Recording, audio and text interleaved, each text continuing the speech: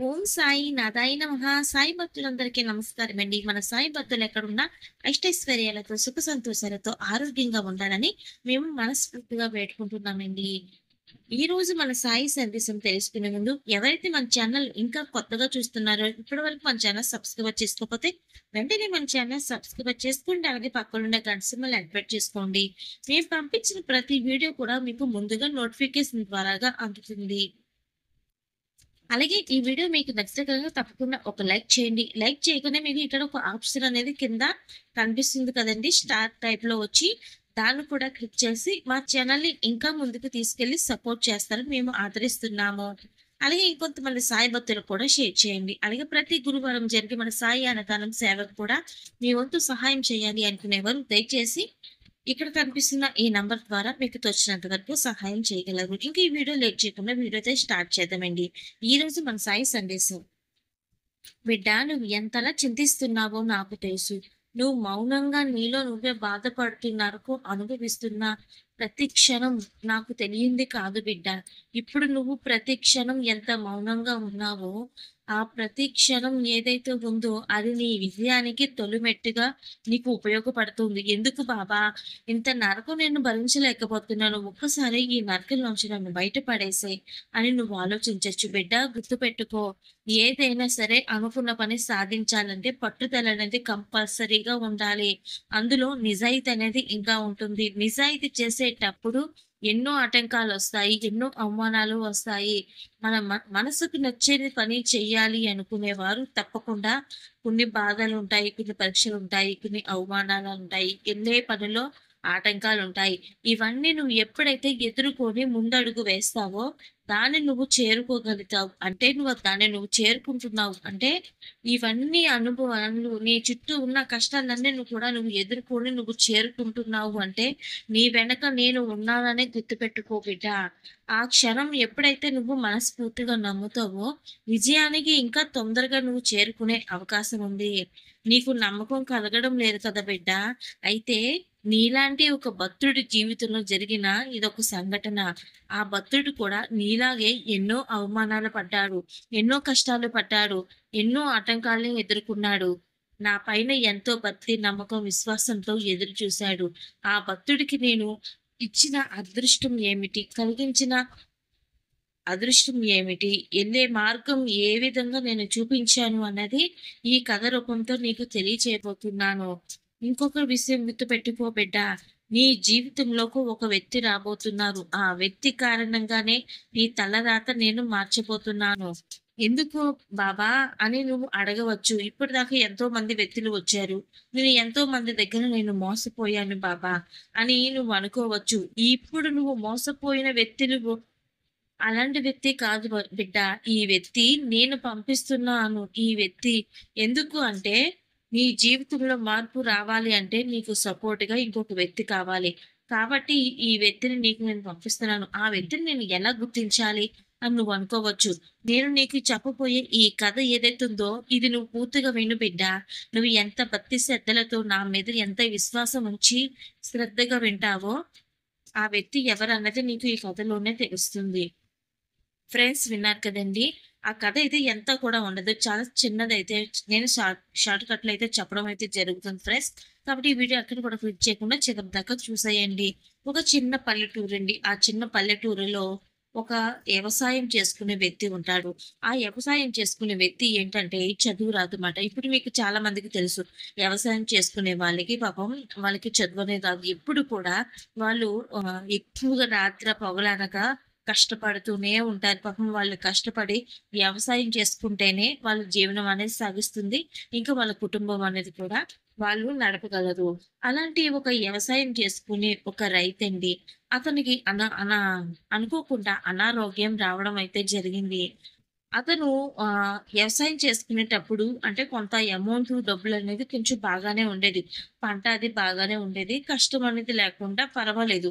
తినడానికి తిండి లేకుండా ఇల్లు లేకుండా ఇటువంటి ఇబ్బందులు ఏమీ లేకుండా చక్కగా 3 పూట్ల భోజనం చేస్తూ చక్కటి ఇల్లు అనేది సంపాదించుకుంటూ బానే జీవనం సాగిస్తూ తన కుటుంబంతో ఎంతో సంతోషంగా జీవనం సాగిస్తూ ఉండేవాడు.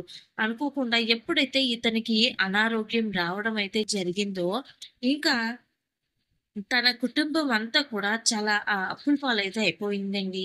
ఇతను ఈ వ్యవసాయం చేసుకునే వ్యక్తి ఎవరైతే ఉన్నారో ఇతను బాగున్నప్పుడు తన స్నేహితులు అంటే వ్యవసాయం చేసుకునే వాళ్ళు ఇంకా ఉంటారు కదండీ! వాళ్ళకి ఏదైనా ఇబ్బందులొచ్చినా, వాళ్ళకి ఏదైనా కష్టాలొచ్చినా పాపం ఇతని దగ్గర డబ్బులుండేవి కాబట్టి ఎంతుంటే అంత పాపం కష్టమొచ్చిందని అనగానే వెంటనే ఇతనే ఎళ్లి సహాయం చేసేవాడండి. ఇంకా తన కుటుంబంలో కూడా ఎంతో మందికి సహాయం చేస్తూ వచ్చేవాడు. అలాంటిది ఇతనికి ఎప్పుడైతే అనారోగ్యం రావడం అయితే జరిగిందో, ఇతనికి సహాయం చేయడానికి ఎవ్వరు కూడా ముందుకు రాలేదండి. ఎవరిని పోరుండి వెళ్లి అడిగినా సరే, "మా దగ్గర డబ్బులు లేవంటే, మా దగ్గర డబ్బులు లేవు. అయ్యో! నిన్నే మేము వాళ్ళకి కట్టేసాం, వీళ్ళకి కట్టేసాం. మీరు ముందుగా వచ్చుంటే మీకే ఇచ్చేవాళ్ళం" అని ఈ విధంగా బంధువులు కూడా చెప్పడం అయితే జరిగింది. ఎవ్వరు కూడా సహాయం రావడానికి ముందుకు రావడానికి అంగీకరించకపోతే, ఇంకా వాళ్ళ ఫ్యామిలీ ఎలా ఉంటుందో ఒక్కసారి మీరు ఊహించండి. ఒక్కసారి వాళ్ళు ఏడ్చిన కన్నీళ్ళు, 4 గోడల మధ్యన జరిగిన సంఘటనలు బయటికి చెప్పలేక, తనలో తానే కుమిలిపోతూ, తన భార్య కూడా మంచం మీద పడే పరిస్థితయితే వచ్చిందండి. ఇంకా తన పిల్లలకి భోజనం చేయడానికి కూడా ఆహారం లేదు. ఒక్కసారి ఆలోచించండి. వ్యవసాయం చేసుకునే వ్యక్తికి కడుపు నిండా భోజనం చేయడానికి ఆహారం లేని పరిస్థితి వచ్చిందంటే, అతనికి ఎంత పెద్ద కష్టం వచ్చుంటుందండి? మీరే ఈ పాటికి ఆలోచించొచ్చు. అలాంటి జీవితంలో ఉన్నప్పుడు తనకి ఒక కూతురు ఉందండి. తన కూతురు కాలేజీలో చదువుతూ ఉంటుంది. తనకి సాయిబాబా అంటే చాలా ఇష్టం. ఎవరేం చెప్పినా సరే సాయిబాబాని ఎప్పుడూ కూడా నమ్మడం మానేయలేదు. ఇంకా ఆ రోజు ఎన్ని కష్టాలు వస్తున్నప్పుడు కూడా బాబా ఎందుకు మా కుటుంబానికి ఇంత కష్టం తెచ్చిపెట్టావు? మా నాన్నగారు, మా అమ్మగారు ఎవరికి ఏదైనా కష్టం వచ్చింది అంటే ముందుగా వీళ్ళే ఉండి దగ్గరుండి వాళ్ళని ఆదుకుంటూ వాళ్ళకి చేయాల్సిన సహాయం అంతా కూడా చేస్తూ ఉన్నారు. మరి ఈరోజు మా నాన్నగారికి అనారోగ్యం వచ్చి మేము ఇలా రోడ్డు పాలు అవుతూ ఉండగా, మాకు సహాయం చేయడానికి ఎవరు కూడా ముందుకు ఎందుకు రాలేదు బాబా? నువ్వు అలా చూస్తూ ఉన్నావే గానీ, మాకు సహాయం చేయడానికి ముందుకు రావడం లేదు. నువ్వు చెప్పినట్టుగానే మేము ఎవరి కష్టాల్లో ఉన్నా వెళ్లి సహాయం చేస్తున్నాము. మరి మాకు ఎవరు ఎందుకు రావడం లేదు బాబా? అని బాబాని ఆమె ఈ విధంగా ప్రశ్న అడిగితే, బాబా ఒక రోజున అనుకోకుండా ఆహ్, కలలోకి రావడం అయితే జరిగిందండి. ఆయన వచ్చి ఒకే ఒక్క మాట చెప్పాడు. "నీ జీవితంలోకి ఒక అద్భుతం అయితే రాబోతుంది బిడ్డ. ఇప్పుడు దాకా మీరు పడ్డ కష్టాలన్నీ కూడా ఎందుకంటే జీవిత పాఠాలమ్మా. ఎందుకంటే మీరు ఇంతకు ముందు మీ చేతిలో కొంత ధనం అనేది ఉన్నప్పుడు మీ చుట్టూ ఉన్న వాళ్ళందరిని కూడా మీరు మంచివాళ్ళు అని అనుకున్నారు. అందువలనే ఇప్పుడు మీకు ఇంత కష్టం వచ్చింది బిడ్డ. ఇప్పుడు ఈ కష్టం వచ్చింది కాబట్టి ఎవరు ఎటువంటి వాళ్ళో తెలుసుకోగనే పరిస్థితి మీకు ఇప్పుడు వచ్చింది. అదే మీకు సంతోషం అనేది ఉంటే మిమ్మల్ని ఇంకా మోసం చేయడానికి ఇంకా చాలా మందే వచ్చేవారు. మీరు ఇంకా మోసపోయే పరిస్థితి కూడా వచ్చేది. ఇంకా మీరు మోసపోకుండా ఇంకా రోడ్డు పాలు అవ్వకముందే ఎవరు ఎటువంటి వాళ్ళో తెలుసుకున్నారు కదా ఇప్పుడు. కాబట్టి ఇప్పుడు మీరు తెలుసుకున్నారు కాబట్టి ఇక నుంచైనా మీరు జాగ్రత్త పడండి. నేను మీ కష్టాల్ని తొలగించడానికి నేను ఒక వ్యక్తినైతే పంపిస్తున్నాను. ఆ వ్యక్తి రేపు సాయంత్రం 7 లోపు అయితే రావచ్చు బిడ్డ. ఆ వ్యక్తిలో నేను ఉన్నాను. ఆ వ్యక్తిని నేనే పంపించానని మీరు అర్థం చేసుకోండి. మీరు ఎప్పుడైతే మనస్ఫూర్తిగా ఆ వ్యక్తిని నేనే పంపించానని మీరు ఎప్పుడైతే నమ్ముతారో, ఆ క్షణం మీరు ఊహించలేని విధంగా మార్పు మీ జీవితంలో జరగబోతుంది అని వెంటనే అయితే ఆయన బాబాగారు మాయమైపోయారు. వెంటనే ఆమె నిద్దట్లో లేచి, "ఏంటి బాబా ఇలా చెప్పారు?" అని చెప్పి ఇలా ఆలోచిస్తూ ఎంతగానో ఆశ్చర్యపోయి వెంటనే బాబా గుడికి వెళ్ళి తన కలలో కనిపించింది ఏదైతే ఉందో ఒకసారి అది గుర్తు తెచ్చుకుంది. సాయంత్రం బాబా చెప్పింది 7 లోపు ఎవరో ఒక వ్యక్తి వస్తారు అని చెప్పారు కదా! అని ఆమె కాలేజ్‌కి వెళ్తూ కూడా ఇదే విధంగా ఆలోచిస్తూ వచ్చు. ఇంకా కాలేజ్ నుంచి వెంటనే ఇంటికి కూడా వచ్చేసి ఈ విధంగా ఆలోచిస్తుంది. 7 ఎప్పుడవుతుంది? అంటే ఈలోపు ఎవరో వస్తారని చెప్పారు కదా! ఎవరు? ఎవరు? అని చెప్పి ఎంతగానో ఆలోచిస్తూ ఉంది. అనుకోకుండా ఒక అతను వచ్చి తలుపు కొట్టాడు. వెంటనే తలుపు కొట్టగానే ఆ అమ్మాయి తలుపు తీసింది. ఎలా తీసిందంటే తలుపు కొట్టింది బాబానే. బాబా పంపించిన ఆ వ్యక్తి అని చెప్పి ఎంతో ఆనందంతోటి ఆ తలుపును తెరవగా ఒక ముసలతను కనిపించాడండి. ఆ ముసలతను ఎలా ఉన్నాడంటే చాలా అంటే చాలా పేదవాడనమాట. ఆ పేదవాడు. అతను వచ్చి ఏమన్నాడంటే, "అమ్మా నాకు ఆకలిగా ఉంది. ఒక్క పూట కొంచెం ఒక్క ముద్ద అన్నం పెట్టండమ్మా. అన్నం తిని నేను వెళ్ళిపోతాను" అని చెప్పి ఈ విధంగా అడుగుతాడు. అప్పుడు వాళ్ళ నాన్నగారు ఈ విధంగా అంటారు, "అమ్మా మన ఇంట్లో తినడానికి కూడా సరిగ్గా భోజనం లేదు. ఆ పెద్దాయన అడుగుతున్నాడే నోరు విరిచి, ఆయనకి ఏ భోజనం పెడతామమ్మా" అని ఈ విధంగా అంటే తన కూతురు ఈ విధంగా అంటుంది, "నాన్న మీరేం టెన్షన్ పడకండి. అదంతా నేను చూసుకుంటాను. వచ్చింది ఎవరో కాదు మన బాబానే. మనం ప్రేమతో ఏం పెట్టినా ఆయన ఖచ్చితంగా స్వీకరిస్తారు" అని చెప్పి వంటగదిలోకి వెళ్లి చూడగా నూకలు కనిపించాయండి. బియ్యంతో ఉంటాయి కదండీ చిన్న నూకలు. ఆ నూకలు కనిపించాయి. దాంతో ఏం చేసిందంటే అమ్మాయి ఉప్మా కింద తాలింపు పెట్టి, ఉప్మా కింద చేసి అందులో ఒక నిమ్మకాయ బద్ద పిండి బాబాకి అంటే ఇదంటే ఎంతో ఇష్టం. బాబాకి చేసి పెట్టాలి. నన్ను క్షమించండి బాబా. అంతకు మించి ఏమి ఇంక మీకు చేయలేకపోతున్నాను. నా దగ్గర ఇదే ఉంది బాబా అని చెప్పి ఎంతో ఆప్యాయంగా, ప్రేమగా వచ్చింది బాబా అని చెప్పి ఆనందంగా చేసి ఆ పెద్దాయనకైతే పెడుతుంది. ఆ పెద్దాయనకి పెట్టేటప్పుడు ఆ పెద్దాయన ఈ విధంగా చెప్పాడు, "అమ్మా ఈరోజు నువ్వు నాకు కడుపు నిండా భోజనం పెడుతున్నావు కదా! నువ్వు అడగకుండానే నేను ఒక మంచి సలహా అయితే ఇస్తాను. నేను చెప్పినట్టుగా చేస్తావా తల్లి? అని అడగ్గా అప్పుడు ఈ అమ్మాయి చేస్తాను పెద్దాయనా చెప్పు బాబా అని ఈ విధంగా అన్నది. అంటే ఇక వెంటనే అమ్మాయి తెలుసు కదా! వచ్చింది బాబా అని బాబా కల్లో కనిపించి చెప్పారు. ఆ వ్యక్తిని నేనే పంపిస్తున్నాను అని. అదే విధంగా అమ్మాయి మనస్ఫూర్తిగా నమ్మింది కాబట్టి ఆ పెద్దాయన్ని కూడాని బాబా కిందే అమ్మాయి చూడటం అయితే మొదలుపెట్టింది. అప్పుడు ఆ పెద్దాయన ఏం చెప్పారంటే, "తల్లి నేనిలా చెప్పానని కోప్పడకు. ఒక్కసారి మీ తాతగారికి ఫోను చెయ్యు. మీ తాతగారికి ఫోను చేసి ఇక్కడున్న పరిస్థితి మీరు పడుతున్న ఇబ్బంది ఏదైతే ఉందో అది ఒక్కసారి చెప్పి చూడు.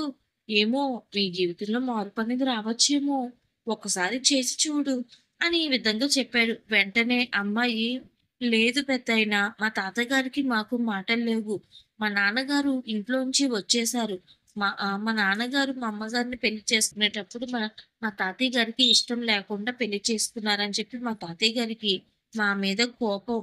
అందుకని అప్పుడు గొడవ పడి మా తాతగారి నుంచి మా నాన్నగారు విడిగా వచ్చేశారు. ఇప్పుడు మేము మాట్లాడితే అసలు మాతో మాట్లాడరు. మమ్మల్ని అసలు పట్టించుకోరు. వదిలేయ్ పెద్దాయనా అని చెప్పి అంటుంది. అప్పుడు ఆ పెద్దాయన మళ్ళీ కూడా ఈ విధంగా అంటాడు, "లేదమ్మా అప్పుడు మాట్లాడకపోవచ్చేమో. ఇప్పుడు మాట్లాడుతారేమోవచ్చు కదా! కాబట్టి ఒక్కసారి నువ్వు మాట్లాడి చూడు. చూద్దాం" అనే విధంగా అనగా, అప్పుడు ఈ అమ్మాయి ఎందుకీ బాబానే కదా ఇలా చెప్తున్నారు. ఏమో బాబా చెప్పినట్టుగానే చేద్దాము అని చెప్పి వెంటనే అమ్మాయి ఒక రూపాయి బిల్ల ఇచ్చుకొని ఆహ్, ఫోను బాక్స్ అనేది ఉంటుంది కదండీ! Coin box. అక్కడికి వెళ్ళి తన తాతగారికి ఫోను చేస్తూ ఇలా చెప్తూ ఇంట్లో జరిగిందంతా కూడా ఇలా చెప్పిందమాట. వెంటనే వాళ్ళ తాతగారు ఉన్న పళంగా ఇంటికి రావడం అయితే జరిగింది. ఇంక తన కొడుకుని చూసి ఎంతగానో ఏడ్చాడు. ఇంక తన బాధ తను ఎంతగా తప్పు చేశాడో తను తెలుసుకున్నాడు. "నువ్వు ప్రేమించి పెళ్లి చేసుకున్నావని చెప్పి నిన్ను వెలేసినట్టుగా నిన్ను మాట్లాడి నేను ఇంట్లోంచి బయటికి గెట్టేశానురా. నన్ను క్షమించు. నువ్వు లేనందుకు నేను చాలా నరక వేదన పడ్డాను. నేను ఎంతగానో వెతికాను. కానీ నువ్వు ఎక్కడ కూడా నాకు కనిపించలేదు" అని ఈ విధంగా చెప్పగా, వెంటనే వీళ్ళ నాన్నగారు మీరు ఇంతలాగా నన్ను అర్థం చేసుకుంటారని నాకు తెలియక నేను మీ దగ్గరికి రాలేదు. కానీ నేను ఎప్పుడూ కూడా మీ గురించి ఆలోచిస్తూ ఉంటాను. మీరేం చేస్తారని నేను ప్రతి క్షణం మిమ్మల్ని కనిపెట్టుకుంటూనే ఉన్నాను నాన్నగారు అని చెప్పగా, వాళ్ళ తాతగారికి కళ్ళల్లోంచి నీళ్ళైతే ఆగలేదు. నేనుండగా నీకీ పరిస్థితి ఎందుకురా అని చెప్పి తన అంటే వాళ్ళ నాన్నగారు అంటే వాళ్ళ తాతగారి దగ్గర చాలా ఆస్తనేది ఉందండి. ఇంకా ఆవులు, మేకలు, ఇంకా పొలాలు, ఇల్లు ఇవన్నీ కూడా ఉన్నాయన్నమాట. ఎప్పుడైతే ఇతను వాళ్ళ నాన్నగారిని కాదని చెప్పి పెళ్లి చేసుకొని వచ్చేసాడో, తిన కష్టంతోని ఒక వ్యవసాయం చేసుకోవడానికి ఒక పొలమని, ఒక ఇల్లని ఇలా సంపాదించుకొని జీవనం సాగించాడు. కానీ అనుకోకుండా ఒకరోజు ఇలాగ ఎవరు ఎటువంటి వాళ్ళో తెలుసుకోవడం కోసం ఇలాంటి కష్టాలు, ఇలాంటి అవమానాలు పడుతూ వచ్చాడు. ఆ దేవుడి దయ వల్ల ఆ బాబా దయ వల్ల మొత్తం ఆయన జీవితం అయితే మొత్తం మారిపోయిందండి. తన కొడుకులు, తన కుటుంబం మొత్తం కూడా వాళ్ళ నాన్నగారి దగ్గరికి వెళ్ళిపోయారు. ఫ్రెండ్స్ విన్నారు కదండీ! ఈరోజు మన సాయి సందేశం ఎంత అద్భుతంగా ఉంది చూసారు కదండీ! తన భక్తులు బాబాని నమ్ముకునే తన భక్తుల జీవితంలో ఎందుకు కష్టాలు వస్తాయి అన్న ప్రతి ఒక్కరికి కూడా నేను చెప్పబోయేది ఒకే ఒక్కటండి. మనకి కష్టాలు వస్తున్నాయంటే గుర్తుపెట్టుకోండి ఫ్రెండ్స్. మనకి కష్టాలు వస్తున్నాయంటే, మనం కష్టాల్లో ఉన్నప్పుడు మనల్ని ఎవరు ఆదుకుంటున్నారు, ఎవరు దూరం పెడుతున్నారు, ఎవరు అనుమానిస్తున్నారు, ఎవరు అవమానిస్తున్నారు. ఇవన్నీ తెలుసుకోవడానికి కూడా కొన్ని కొన్ని పరీక్షలు ఉంటాయండి. బాబా గారు పెట్టే పరీక్షలు కూడా అవి కూడా పరీక్షలు మనకు వస్తున్నాయి అంటే, ముందు ముందు కూడా అద్భుతం ఉంది. మన జీవితంలో సంతోషాలు ఉన్నాయి. కోరుకున్న దానికి అతి తొందరలోనే చేరుకుంటాము. బాబా మన జీవితంలో అద్భుతం అనేది చేస్తారు అనే నమ్మకంతో మీరు ఉండండి. ఓకేనా ఫ్రెండ్స్? ఈ వీడియో మీకు నచ్చితే కనుక తప్పకుండా ఒక లైక్ చేయండి, కామెంట్ చేయండి. ఇంకొంతమంది సాయి భక్తులకి షేర్ చేయండి. మళ్ళీ వీడియోలో ఒక సాయి సందేశంతో కలుసుకుందాం. ఓం సాయిరాం. Sorry friends. అసలైన విషయం చెప్పడం మర్చిపోయానండి. ఈ కథ మీకు పూర్తిగా అర్థమయిందో లేదో తెలీదు కానియండి, ఈ కథలో ఉన్న నీతి మన బాబా చెప్పే ముఖ్యమైన మాట సందేశం అది ఏంటో మీకు చెప్తానండి. ఈ రోజు నుంచంటే బాబా చెప్పారు కదండీ! ఒక వ్యక్తి మీ జీవితంలోకి వస్తారు అని చెప్పి. ఆ వ్యక్తి వల్ల అంటే మీ చుట్టుపక్కల ఉన్న వాళ్ళు ఎవరో ఒకరు మీ బంధువులో కావచ్చు, మీ ఫ్రెండ్స్‌లో కావచ్చు, మీ ఇంటి పక్క వాళ్ళు కావచ్చు. మీ చుట్టుపక్కల ఉన్న వాళ్ళు ఎవరో ఒకరైనా సరే రావచ్చండి. వాళ్ళు వచ్చినప్పుడు మీరు ఎలా గుర్తిస్తారు అంటే, ముందుగా వారు మిమ్మల్ని ఒక చిన్న సహాయం అయితే అడుగుతారండి. వారు సహాయం ద్వారానే మీకు ఒక సలహా ఇస్తారు. ఆ సలహా మీకు నచ్చకపోవచ్చు.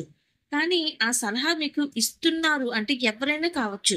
మీకు నచ్చనిదైనా సరే వాళ్ళు సలహా ఇస్తున్నారు అంటే అది బాబా చెప్పే మార్గం, మంచి మాట మీ జీవితానికి కొత్త వెలుగునిచ్చే మార్గం అని మీరు తెలుసుకోండి.